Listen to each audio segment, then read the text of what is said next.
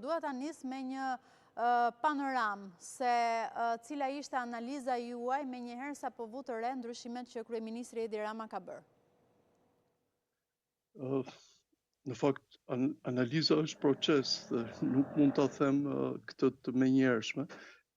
Futem tek pjesa e shqiptarëve që nuk besoja që ndryshimet qeveritare do ndodhin brenda harkut të një viti, ku zoti Rama mori mandatin e tij qeverisës dhe ndërtoi qeverinë e tij. 6 muaj nga betimi i qeverisë.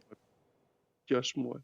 Ndërkohë që zoti Rama është mësuar me pjesën të themi që e lë pezull dhe të njëjtën gjë pam dhe dje. Për herë të dytë ministrat e tij morën vesh ose të paktën do e kenë marrë vesh emërimin e ri vetëm disa minuta ose disa kohë para caktimit të tij në këtë detyrë.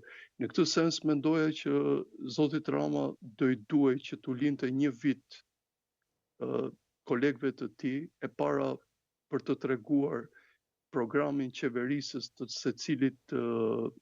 secilit dikaster ku shkonte dhe pastaj në një farë mënyre në këtë lloj bilanc moral, bilanc teknik, ai të shpalos ato ndryshimet që do bëheshin. Megjithatë kishte kohë që thuash që do bëheshin këto ndryshime.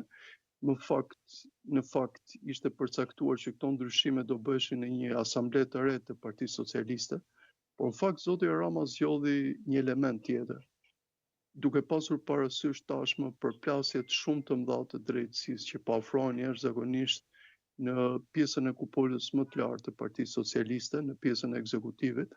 Ai zgjodhi që me një lëvizje të ravizonte të paktën atë lëvizjen e tij të re me ekzekutivin, po edhe me qëndrimin që do mbaj për të ardhmen në ekzekutiv.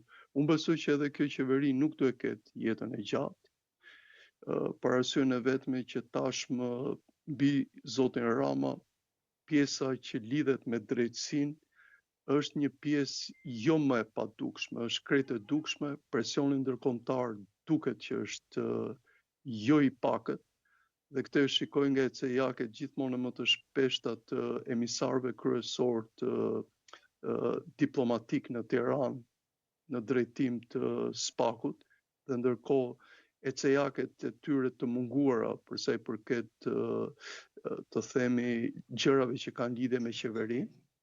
Dhe nga ana tjetër është ajo e cila e tran gjithmonë